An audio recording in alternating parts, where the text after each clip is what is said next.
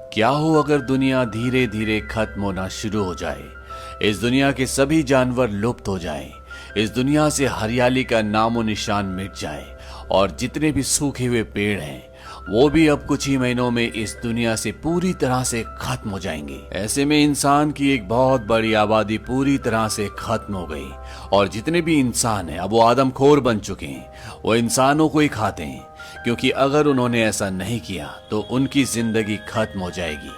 और ऐसे माहौल में एक पिता को अपने बच्चे को एक सफर पर ले जाना है, तो कुछ ऐसी कहानी है इस फिल्म की। Bollywood silver screen presenting the road. इस कहानी की शुरुआत में एक पिता और उसके बेटे को दिखाया जाता है जो सुनसान सड़क पर अकेले चले जा रहे हैं। इनके पास एक ट्रॉली है जिसमें इनकी जरूरत का सामान है। इन दोनों की हालत बहुत ज्यादा खराब है। दुनिया को देखकर ऐसा लगता है कि इस पूरी दुनिया में सिर्फ यही दो बचे हैं, क्योंकि इनके आसपास ना इंसान है, ना गाड़ियां और ना ही हरियाली।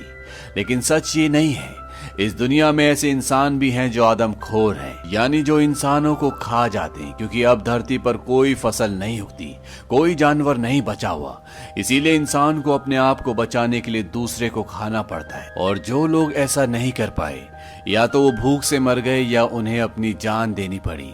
सड़क पर जॉन और उसका बेटा एक सफर पर हैं। इन्हें अपने आप को आदमखोर लोगों से बचाना है और साथ ही साथ अब दुनिया में ठंड बहुत ज्यादा है, इसीलिए हमेशा इन्हें गर्म कपड़े पहन कर रखने पड़ते हैं। जॉन रास्ते में अपने बेटे के साथ एक जगह रुक जाता है। जॉन के पास एक रिवॉल्वर है जिसके अंदर 2 गोलियां हैं। वो अपने बेटे से पूछता है, तुम्हें याद है ना इसे कैसे चलाना है? वो अपने बेटे को बताता है कि तुम्हें अपने आप को मारना हो तो क्या करना होगा। इस गन को अपने मुंह के अंदर डालना होगा और सिर्फ ट्रिगर को दबाना होगा, इससे तुम्हारी जान चली जाएगी। और इसके बाद वो अपने बेटे को अपने गले से लगा लेता है। जॉन एक दिन गाड़ी में अपने बेटे के साथ सो रहा होता है और तभी उसे एक गाड़ी की आवाज आती है और वो देखता है कि सामने से एक ट्रक आ रहा है जिसमें बहुत सारे लोग हैं। इन सब के पास हथियार हैं। जॉन अपने बेटे के साथ वहीं ढलान के नीचे छुप जाता है और तभी इन लोगों का ट्रक खराब हो जाता है। और इन्हीं लोगों में से एक आदमी उस जगह पर जहां पर जॉन अपने बेटे के साथ छुपा होता है वहां पर टॉयलेट करने के लिए आता है और वो जॉन और उसके बेटे को देख लेता है। जॉन के पास जो गन होती है वो गन उस पर तान देता है। वो कहता है कि अगर तुमने पीछे मुड़कर देखा तो मैं तुम्हें गोली मार दूंगा। जॉन उससे पूछता है कि तुम खाते क्या हो? वो आदमी बताता है कि हमें जो भी मिल जाए हम उसे खा जाते हैं, यानी कि इस दुनिया में अब इंसानों के अलावा तो कोई भी नहीं है। इसका मतलब ये है कि ये उन लोगों में से है जो इंसानों को खाते हैं। वो आदमी जॉन को कहता है कि तुम्हें देखकर लगता है कि तुमने कभी किसी इंसान को नहीं मारा। जॉन कहता है कि हाँ, लेकिन मैं अपने बेटे के लिए किसी को भी मार सकता हूँ। वो आदमी बार बार जॉन के बेटे को देख रहा होता है और तभी वो अपनी जेब से चाकू निकालकर जॉन के बेटे की गर्दन पर रख देता है। जॉन कहता है कि मेरे बेटे को छोड़ दो, लेकिन वो उसके बेटे को नहीं छोड़ना चाहता। इसीलिए जॉन के पास जो रिवॉल्वर होती है वो उस आदमी को उससे शूट कर देता है। गोली की आवाज सुनकर उस आदमी के जितने भी साथी होते हैं वो सब के सब इस तरफ दौड़ते हुए आते हैं, लेकिन जॉन अपने बेटे को कंधे पर उठाकर यहाँ से भागना शुरू करता है और वो एक जगह छुप जाता है जिससे वो उन आदमियों से बच जाता है। जॉन अपने बेटे को कहता है कि तुम चिंता मत करो, मैं तुम्हारी सुरक्षा करूंगा। हालांकि जॉन अपने बेटे को मारने की कोशिश भी करता है, लेकिन उसके अंदर इतनी हिम्मत नहीं है कि वो अपने मासूम बेटे को मार सके। वो अपने आप को कब का मार देता, क्योंकि ऐसी दुनिया में जो नर्क से भी बदतर है कोई भी इंसान नहीं जीना चाहता, लेकिन वो जिंदा है तो सिर्फ अपने बेटे के लिए। जॉन और उसका बेटा वहीं पर छुपकर काफी देर तक इंतजार करते हैं और इसके बाद वो उसी गाड़ी के पास आते हैं जहां उन्होंने रात बिताई थी, क्योंकि उनकी ट्रॉली भी वहां पर थी। लेकिन इनका सारा सामान वो लोग यहाँ से ले जा चुके होते हैं और अब इनके पास कुछ भी नहीं है, क्योंकि उसी ट्रॉली में इनका कुछ बचा कुचा खाने का सामान भी था। ये दोनों यहाँ से आगे जाते हैं और पूरा दिन चलने के बाद ये एक फ्लाईओवर के पास पहुंचते हैं जहाँ बीचों बीच एक ट्रक खड़ा होता है और आज रात इन्हें यहीं पर गुजारनी होगी। ये दोनों पूरी रात इसी ट्रक पर गुजारते हैं। अगली सुबह जॉन उठता है, उसके पास एक अंगूठी होती है और उसे अपनी पत्नी की याद आती है। उसे वो दिन याद आता है जब जॉन का बेटा पैदा हुआ था। ये वो वक्त था जब धरती खत्म होना शुरू हुई थी। दरअसल धरती की सतह पर बहुत सारे बदलाव आए थे, इसीलिए धरती पर जानवर मरना शुरू हो गए। धीरे धीरे फसलें खत्म हो गई और इंसान एक दूसरे को मार कर खाने लगे। लेकिन जॉन का परिवार ऐसा नहीं करना चाहता था। इनके पास जो बचा खुचा खाना था उसी के सहारे आगे जिंदगी जी रहे थे, एक उम्मीद के साथ कि कभी न कभी ये सब कुछ ठीक हो जाएगा। लेकिन धीरे धीरे वक्त बीता और जॉन का बेटा बड़ा हो गया। और एक दिन जब जॉन के घर में एक आदमी इन सबको मारने के लिए आया तो जॉन ने उसे गोली मार दी। दरअसल इनके पास 3 गोलियां थी जो जॉन की पत्नी ने अपने पूरे परिवार को मारने के लिए रखी थी, लेकिन अब इनके पास 2 गोलियां बचती हैं। जॉन की पत्नी कहती कि हम सबको अपने आप को पहले खत्म कर देना चाहिए था, क्योंकि आज नहीं तो कल वो लोग हमारे घर के अंदर घुस जाएंगे, वो तुम्हारी आंखों के सामने मेरा और हमारे बच्चे का रेप कर देंगे और इसके बाद हमें खा जाएंगे। जॉन कहता है कि नहीं, हमें सरवाइव करना होगा, हमें गिव अप नहीं करना चाहिए। लेकिन जॉन की पत्नी जानती है कि यह पॉसिबल नहीं है, इसीलिए जॉन को कहती है कि तुम्हें हमारे बेटे को साउथ ले जाना होगा। दरअसल इन्होंने सुना होता है कि साउथ में अभी भी एक ऐसी बस्ती है जहां पर इंसान रहते हैं, जहां पर इंसान सुरक्षित है। लेकिन प्रॉब्लम ये होती है कि इनके पास इतना राशन नहीं होता कि ये तीनों उस सफर पर निकल सके। इसीलिए जॉन की पत्नी उसे गन देती है जिसमें 2 गोलियां होती है और वो कहती है कि तुम दोनों को आगे का सफर तय करना होगा, मैं तुम्हारे साथ नहीं जा सकती और अगर कोई मुसीबत आए तो तुम दोनों को अपने आप को मारना होगा। और वो अपना गर्म कोट और अपनी हैट उतार देती है। दरअसल यहाँ पर बहुत ज्यादा ठंड होती है और वो अपनी जान देना चाहती है। जॉन उसे बहुत रिक्वेस्ट करता है, वो कहता है 1 रात और रुक जाओ, क्योंकि वो अपनी पत्नी के साथ एक और रात गुजारना चाहता है।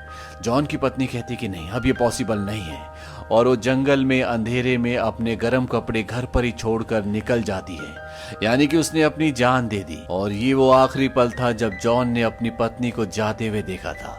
जॉन इतना मजबूर था कि वो चाहकर भी अपनी पत्नी की मदद नहीं कर पाया।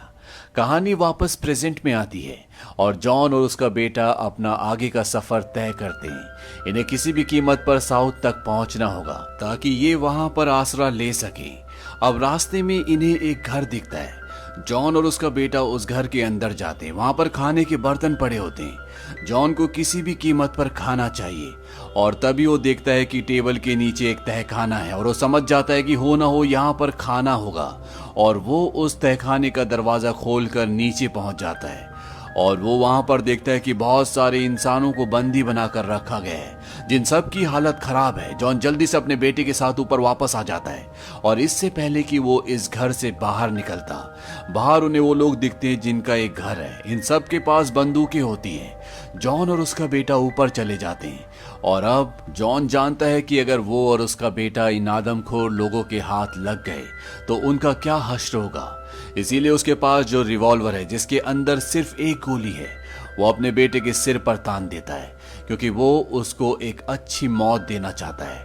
और इससे पहले कि वो अपने बेटे को गोली मारता, नीचे जो तहखाने का दरवाजा लॉक जॉन ने खोला था, वो उस तहखाने के ढक्कन को ऊपर धकेलना शुरू कर देते हैं। इसीलिए इस घर के जितने भी सदस्य होते हैं वो सब के सब उस जगह पहुंच जाते हैं और जॉन को मौका मिल जाता है कि वो इस घर से निकल सके। वो अपने बेटे के साथ घर से बाहर निकलकर वहीं झाड़ियों के पीछे छुप जाता है। तभी इस घर के 2 सदस्य बाहर आते हैं और अपनी दूरबीन से चारों तरफ देखते हैं कि यहाँ से कोई भागा तो नहीं, लेकिन उन्हें वहां पर कोई भी नहीं दिखता। जॉन और उसका बेटा रात तक वहीं छुपे रहते हैं और इसके बाद वो यहाँ से निकलकर एक सुरक्षित जगह पर पहुंच जाते हैं।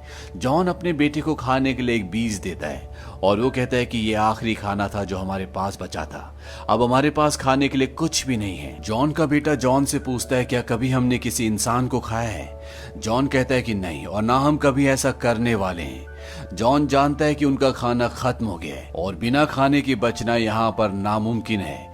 जॉन की हिम्मत धीरे धीरे जवाब दे रही है। वो जानता है कि हर दिन वो मर रहे हैं और जब वो यहाँ से आगे जाते हैं तो इन्हें रास्ते में एक घर दिखता है।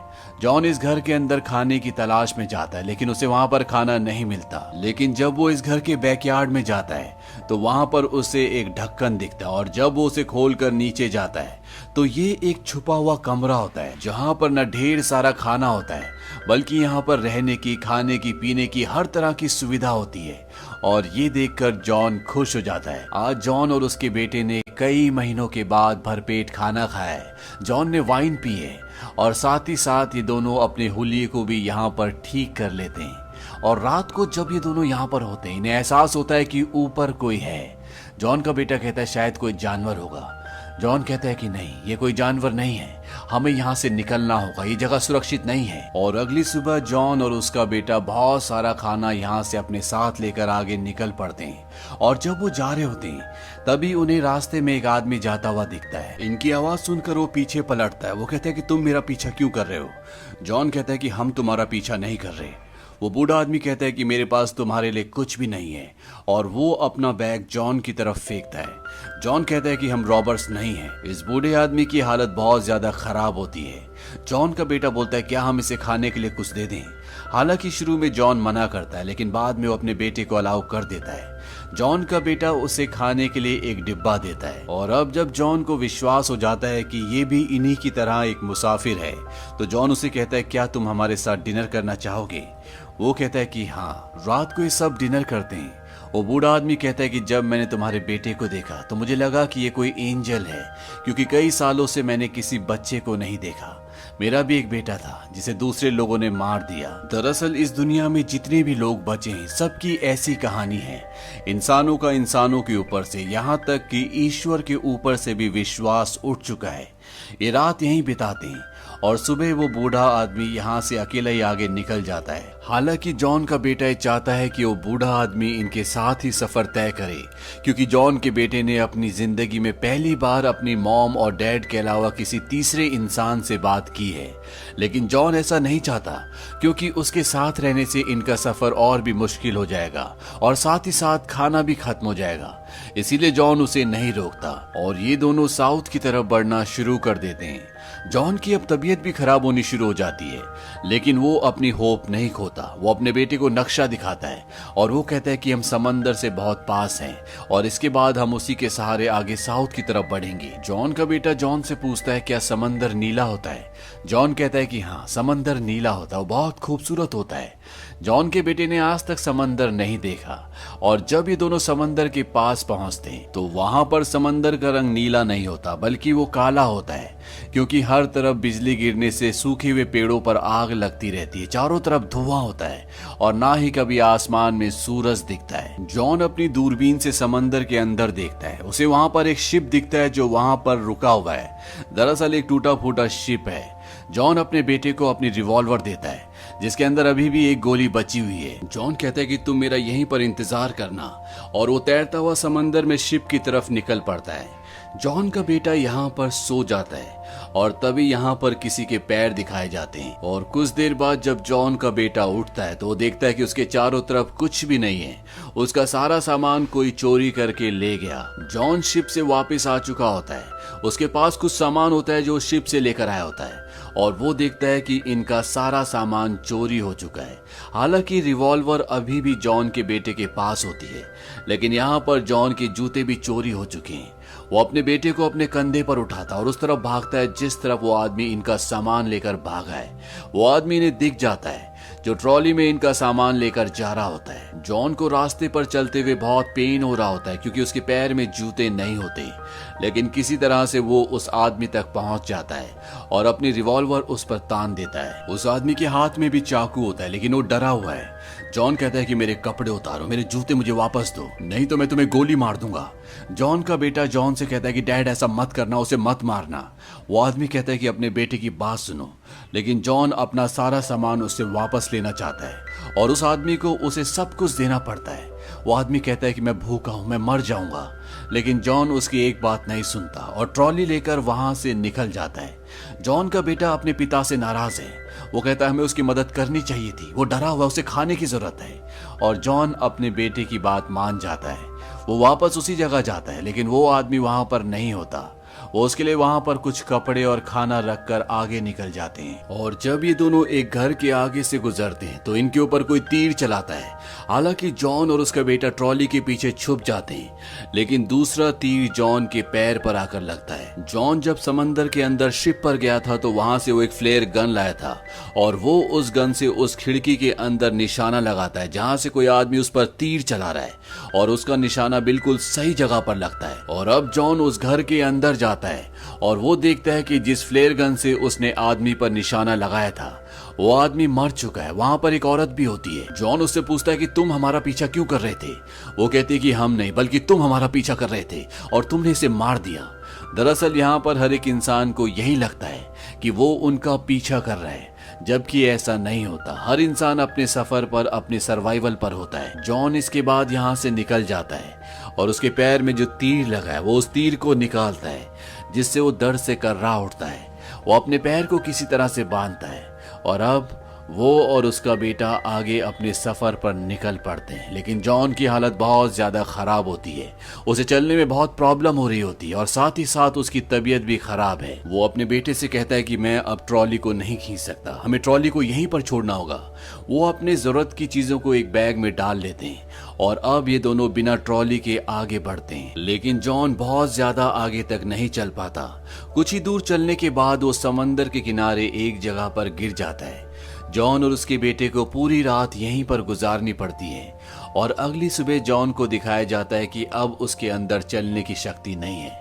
वो अपने बेटे को बोलता है कि तुम्हें आगे का सफर खुद ही तय करना होगा, तुम्हें साउथ की तरफ जाना है। जॉन उसे वो गन देता है जिसके अंदर अभी भी एक गोली बची हुई है। वो कहता है इस गन को हमेशा अपने पास रखना और जिस तरह से हम यहाँ तक सफर तय करके पहुंचे ठीक उसी तरह से आगे का सफर तय करते रहना। जॉन का बेटा जॉन से कहता है कि आपने मुझसे वादा किया था कि आप मुझे कभी अकेला नहीं छोड़ोगे, लेकिन जॉन अब चाहकर भी कुछ नहीं कर सकता। जॉन का बेटा कहता है कि मैं आपके साथ ही रहूंगा। वो रात को अपने डैड के साथ ही सो जाता है, लेकिन जब सुबह उसकी आंख खुलती है तो उसके पिता की आंखें हमेशा के लिए बंद हो चुकी होती है, यानी कि जॉन अब इस दुनिया में नहीं रहा, वो मर चुका है। जॉन का बेटा इस बात से पूरी तरह से टूट जाता है, उसकी आंखों में आंसू होते हैं, लेकिन अब उसे आगे का सफर तय करना होगा। वो अपने पास उस गन को रख लेता है जिसके अंदर एक गोली बची हुई है और जब वो यहाँ से आगे जाता है तो वो देखता है कि एक आदमी उसी की तरफ बढ़ा चला आ रहा है। जॉन का बेटा उसकी तरफ गन तान देता है। वो आदमी जॉन के बेटे से पूछता है क्या वो तुम्हारे पिता हैं? वो कहता है कि हाँ वो मेरे पिता थे, लेकिन अब वो इस दुनिया में नहीं रहे। वो आदमी कहता है तुम्हें अपनी गन को मेरे आगे से हटाना होगा। जॉन का बेटा पूछता है क्या तुम अच्छे इंसान हो? दरअसल जॉन ने अपने बेटे को कहा था कि तुम्हें अच्छे इंसानों को तलाश करना होगा। वो आदमी कहता है कि हाँ हम अच्छे इंसान हैं, हम तुम्हें कोई हानि नहीं पहुंचाएंगे। वो कहता है तुम्हारे पास अब दो चॉइसेस हैं, या तो तुम यहीं पर रुको या हमारे साथ तुम आगे के सफर पर चल सकते हो। जॉन का बेटा पूछता है क्या तुम्हारे साथ बच्चे भी हैं? वो आदमी कहता है कि हाँ हम पूरा एक परिवार हैं, मेरे साथ मेरी पत्नी और दो बच्चे भी हैं, एक बेटा और बेटी, वो दोनों तुम्हारी एज के हैं। इसके बाद वो अपने डैड की डेड बॉडी के पास जाता है। उन्हें कहता है कि मैं तुमसे बहुत प्यार करता हूँ, मैं आपको कभी नहीं भूलूंगा और हर रोज आपसे बातें करूंगा चाहे कुछ भी हो जाए। और वो अपने डैड को किस करके उन लोगों तक पहुंच जाता है जिनके साथ उसे आगे का सफर तय करना है। यहाँ पर उस आदमी के बच्चे और पत्नी भी आ गई होती है। जॉन का बेटा देखता है कि उस आदमी ने सच कहा होता है, उसके साथ दो बच्चे भी होते हैं और साथ ही साथ एक कुत्ता भी। उस आदमी की पत्नी कहती है कि हम बहुत वक्त से तुम्हारा पीछा कर रहे थे, क्या तुम्हें कभी इस बारे में पता चला? जॉन का बेटा कहता है कि नहीं। वो कहती है कि तुम्हें डरने की कोई जरूरत नहीं है, तुम अब हमारे साथ सुरक्षित हो। लेकिन जॉन का बेटा अपनी डरी हुई आंखों से इन्हें देखता रहता है, क्योंकि वो जानता है कि इस दुनिया में अधिकतर लोग आदमखोर हैं, वो दूसरे इंसान को मारकर खाते हैं और हो सकता है कि ये भी उन्हीं में से एक हो। लेकिन उसे अभी कुछ समझ नहीं आता और वो इनके साथ जाने के लिए तैयार हो जाता है और कुछ सवालों के साथ ये कहानी खत्म हो जाती है। क्या ये सच में अच्छे इंसान थे? क्या सच में ये अपनी मंजिल तक पहुंच पाएंगे? क्या सच में साउथ में कोई ऐसी जगह है जहां पर ये सुरक्षित रह सकते हैं? दरअसल लेखक ने इन सभी सवालों के जवाब आपके ऊपर छोड़े। आप जैसा सोचना चाहो वैसा सोच सकते हो। इस कहानी का अंत कैसा भी हो सकता है। ये फिल्म सन 2009 में रिलीज हुई थी। IMDb पर इस फिल्म की रेटिंग है 7.2। उम्मीद करते हैं कि ये कहानी आपको पसंद आई होगी।